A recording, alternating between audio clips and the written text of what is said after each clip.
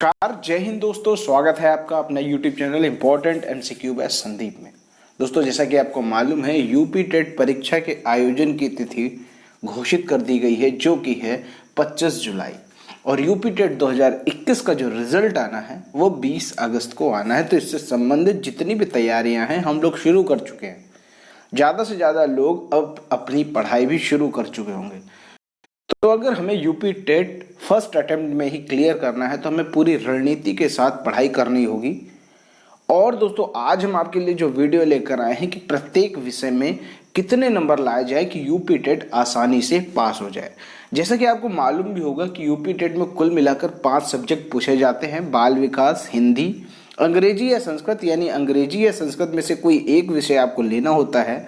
चौथा है गणित और पांचवा है पर्यावरण अध्ययन। कुल मिलाकर यहाँ पर 5 सब्जेक्ट पूछे जाते हैं। अब इन 5 सब्जेक्ट में कितने कितने नंबर अगर आप ले आए तो यूपी टेट आसानी से पास हो जाएगा। देखो, यहाँ पर एक चीज मैं क्लियर कर दूं, यहाँ पर सभी 5 विषयों में अलग अलग आपको पास होना जरूरी नहीं है। आपको टोटल एक जो क्राइटेरिया बना दिया गया है, एक जो कट ऑफ बना दिया गया है, आपको उसको क्रॉस कर लेना है। जैसे अगर हम बात करें कि जनरल के लिए, तो जो जनरल के लिए है वो 90 नंबर लाना जरूरी है। और जो रिजर्व कैटेगरी है, रिजर्व कैटेगरी के लिए 82 नंबर लाना जरूरी है। रिजर्व कैटेगरी में ओबीसी, एससी, एसटी और जितने भी लोग आते हैं। अब जनरल अगर आप हैं तो आपको 90 लाना जरूरी है, और अगर आप रिजर्व कैटेगरी में आते हैं तो आपको 82 नंबर लाना जरूरी है। तो ऐसी कंडीशन में हम यहाँ पर ये चीज क्लियर करेंगे कि अगर आप टॉपिक वाइज यानी विषय वाइज अगर आप चलें तो आप प्रत्येक विषय में कितने नंबर ले आए कि यूपी टेट आसानी से पास हो जाए। और साथ ही साथ इस वीडियो में हम ये भी बताएंगे कि गणित में अगर आप शून्य हैं, यानी आपको गणित बहुत कम आती है, या फिर हम कह सकते हैं कि गणित आपको बहुत ज़्यादा कठिन लगती है, तब भी आप आसानी से यूपी टेट को क्रैक कर सकते हैं। तो चलिए वीडियो को शुरू करते हैं। वीडियो को शुरू करने से पहले एक निवेदन है, अगर आपने अभी तक चैनल को सब्सक्राइब नहीं किया है तो चैनल को सब्सक्राइब कर लीजिए, और घंटे का निशान नहीं दबाया है तो घंटे का निशान जरूर दबा लीजिए, ताकि आने वाले वीडियोस को नोटिफिकेशन आपको लगातार मिल।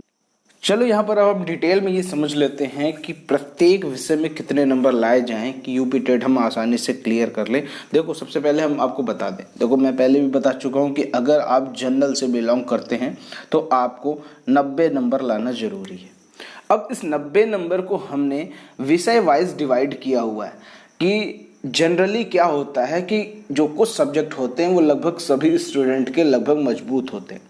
जैसे अगर हम यहाँ पर विषयवार डिवाइड करें, अगर हम बाल विकास की बात करें तो देखो, बाल विकास जो होता है वो लगभग सबको अच्छा लगता है, लगभग उसमें सबकी पकड़ होती है, लेकिन हम फिर भी वो सबके लिए ना मानकर हम उसको एक एवरेज माने। तो अगर हम कहें कि बाल विकास में अगर आप 30 में से 18 नंबर भी ले आए तब भी आपका काम चल जाएगा। अब बात आती है हिंदी की। देखो, हिंदी जो है हमारी मातृभाषा है और हम लोग बचपन से पढ़ते आ रहे हैं, तो हम ये कहते हैं कि जो हिंदी है वो आपकी कमजोर नहीं होगी, हिंदी आपकी अच्छी होगी। अगर अच्छी नहीं भी है तब भी आप आने वाली परीक्षा तक इतना अच्छे से पढ़ लीजिए हिंदी कि आपको हिंदी अच्छे से आने लगे। देखो, हिंदी जो है वो इन 5 सब्जेक्ट में सबसे आसान सब्जेक्ट है। तो अगर आप हिंदी पर पकड़ नहीं बना पाए तो फिर बेकार है। हिंदी पर आपको अच्छे से पकड़ बनानी होगी। तो अगर हम बात करें जनरल स्टूडेंट की, तो हिंदी में उसको कम से कम 22 नंबर आसानी से मिल सकते हैं। बात करें अंग्रेजी या संस्कृत, देखो अंग्रेजी हो या संस्कृत हो, एक आम स्टूडेंट के लिए ये दोनों सब्जेक्ट काफ़ी ज़्यादा कठिन लगते हैं। संस्कृत वो भी कठिन है और अंग्रेजी वो भी कठिन है। तो यहाँ पर हम कह सकते हैं, अगर हम अंग्रेजी और संस्कृत इन दोनों में से जो भी सब्जेक्ट चूज कर रहे हैं आप, अगर आप उसमें से मात्र 15 नंबर, मात्र 30 में से 15 नंबर अगर आप ले आए तो ये मान के चलिए आपका काम हो गया। अब बात करें अगर गणित की, तो गणित भी लगभग सबको बहुत ज़्यादा सबको बहुत कठिन लगती है। ज़्यादातर स्टूडेंट, हम ये कह सकते हैं कि 100 में करीबन 40% स्टूडेंट ऐसे होंगे जिनको गणित से काफ़ी डर लगता है। तो वो सोचते हैं कि बस सिलेबस ऐसा आए कि गणित ना आए, लेकिन गणित तो पढ़ना ही पढ़ना है। अगर आपको नहीं भी आती है तो भी आप यूपी टेट को आसानी से पास कर सकेंगे। अभी मैं उसको बाद में बताऊंगा। अब यहाँ पर अब एक एवरेज स्टूडेंट की हम बात करें तो गणित में वो 15 नंबर लाए, 15 नंबर लाकर वो यूपी टेट आसानी से पास कर सकता है। बाकी सब्जेक्ट के कंपैरिजन में। अब बात करें अगर हम पर्यावरण अध्ययन की, पर्यावरण अध्ययन देखो ना तो ज़्यादा कठिन है ना तो वो सरल है, और उसमें ये भी क्लियर नहीं होता कि कहाँ से क्वेश्चन उठा के रख दिया जाएगा, लेकिन फिर भी एक एवरेज स्टूडेंट के लिए वो हम कह सकते हैं कि वो एवरेज होती है, ना तो ज़्यादा कठिन ना तो वो ज़्यादा सरल। तो हम यहाँ पर अगर पर्यावरण अध्ययन में कहें कि अगर स्टूडेंट 20 नंबर ले आए तो 18, 22, 15, 15, 20, तो ये कुल मिलाकर यहाँ पर इसका जो आंकड़ा पहुँचता है ये 90 आंकड़ा पहुँचता है। अब यहाँ पर जितने मैंने नंबर बता दिया, अब इससे कम ना हो, इससे ज़्यादा हो सकता है। जैसे बाल विकास है, किसी की बाल विकास बहुत अच्छी होती है, बाकी सब्जेक्ट मैथ को अगर हम कमज़ोर मान लें तो किसी की बाल विकास बहुत अच्छी होती है। अगर ये बाल विकास है, अगर इसमें +4 नंबर भी हो जाए, मतलब 22 हो जाए, तो 22 हो जाए तो ये आपका आंकड़ा 94 पहुंच जाता है। तो इस तरह आप देखिए, ये आप मिनिमम क्राइटेरिया जरूर बना लीजिए कि 18 बाल विकास में, 22 हिंदी में, अंग्रेजी संस्कृत में 15, गणित में 15 और पर्यावरण अध्ययन में 20 नंबर अगर इतना आप कवर कर लेते हैं तो आप जनरल के स्टूडेंट होते हुए आप ये सब यूपी टेट क्वालिफाई कर जाएंगे। अब यहाँ पर एक चीज़ और समझने वाली बात है कि अगर मान लेते कोई आपका सब्जेक्ट स्ट्रांग है और कोई दूसरा सब्जेक्ट आपका कमज़ोर है, तो आप कमज़ोर सब्जेक्ट की भरपाई स्ट्रांग सब्जेक्ट से कर सकते हैं। जैसे अगर हम यहाँ पर एक एग्जाम्पल भी ले लें, मान लेते हैं आपकी गणित बहुत कमज़ोर है। अब आपकी गणित बहुत कमज़ोर है, मान के चलिए कि आपको 30 में से एक भी प्रश्न नहीं आ रहे। वैसे हालांकि ऐसा कभी नहीं होता है कि किसी स्टूडेंट को गणित के 30 में से एक भी प्रश्न ना, हम एक मान के चलते हैं कि आपको 30 में से एक भी प्रश्न नहीं आ रहे हैं, तो आप जो गणित के 30 प्रश्न होते हैं, अगर आप सब में ए भर देंगे, मतलब ए का गोला डार्क कर देंगे सभी 30 प्रश्नों में, तो इन 30 प्रश्नों में 8 नंबर आपके बिल्कुल सही हो जाएंगे। 8 नंबर आपके कहीं भी नहीं गए। तो हम ये कह सकते हैं कि गणित में आपके कितने नंबर आ गए? 8 नंबर तो आ गए। क्लियर हो गई बात। अब लेकिन अगर किसी स्टूडेंट की मान चलो कि बाल विकास ज़्यादा स्ट्रांग है, तो यहाँ पर आप इसको 25 कर सकते हैं, हिंदी आप 22 कर सकते हैं, अंग्रेजी या संस्कृत में आप 15 ही रखिए, और पर्यावरण अध्ययन में आप लगभग 20 रख लीजिए। अब आप अगर इन सब का आंकड़ा लगाएं तो 5, 2, 7, 5, 12, 8, 20, 2, 2, 4, 2, 6, 1, 7 और 7, 2, 9, ये आपका 90 आंकड़ा छू गया, यानी आप यूपी टेट आसानी से पास कर गए। तो ये जनरल स्टूडेंट की बात थी। अब इसी के आधार पर जो रिजर्व कैटेगरी के स्टूडेंट है उसमें थोड़ा सा अगर आप कम भी कर देंगे तब भी आप आसानी से पास हो जाएंगे। जैसे हम अगर एक आंकड़ा ले ले, बाल विकास में अगर एक रिजर्व कैटेगरी का स्टूडेंट एवरेज 18 नंबर ले आता है और हिंदी में 22 ले आता है, अंग्रेजी या संस्कृत में 13 भी ले आता है, गणित में भी 13 ले आता है और पर्यावरण अध्ययन में 18 ले आता है, तो आप यहाँ देख सकते हैं 8, 0, 8, 3, 11, 3, 14 और 14, 8 आपको क्या 22, 2, 1, 3, 2, 5, 1, 6, 7, 8, यानी 82 नंबर वो आसानी से ला सकता है। अब देखिए, बाल विकास में 18 लाना कोई बड़ी बात नहीं है, हिंदी में 20 लाना कोई बड़ी बात नहीं है, अंग्रेजी में 13, गणित में 13, पर्यावरण अध्ययन में 18, ये इतने नंबर लाना कोई बड़ी बात नहीं। ये आसानी से आप एक एवरेज पढ़ाई करके भी इतने नंबर ला सकते हैं। आप अगर विषयवार देख लें अच्छे से कि कितने नंबर आपको लाने हैं प्रत्येक विषयवार में, तो आप आसानी से ये नंबर कवर कर सकते हैं और आप आसानी से यूपी टेट को क्रैक कर सकते हैं। तो उम्मीद करता हूं कि ये चीज़ आपको विषयवार समझ में आ गया होगा कि हम कितने नंबर ले आए विषयवार, यानी बाल विकास में कितने ले आए, हिंदी में कितने ले आए, अंग्रेजी संस्कृत में कितने ले आए, गणित में कितने ले आए और पर्यावरण अध्ययन में कितने ले आए, ताकि हम आसानी से यूपी टेट यहाँ पर क्लियर कर सके।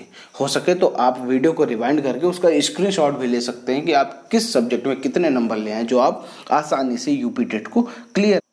चलो बात कर लेते हैं कि गणित में अगर आप शून्य हैं, यानी आपको गणित में कुछ भी नहीं आता, या हम कह सकते हैं गणित में बहुत कमज़ोर हैं, तो आप आसानी से यूपी टेट को क्रैक कर सकते हैं। अगर आपकी गणित में बहुत कम नॉलेज है, आपको बहुत कम आता है, तब भी आप आसानी से यूपी टेट को पास कर सकते हैं। अब देखिए, उसकी भी रणनीति है, लेकिन इसमें क्या है कि अगर आप गणित में कमजोर हैं तो किसी ना किसी एक या दो सब्जेक्ट पर आपको बहुत मजबूत पकड़ बनानी होगी।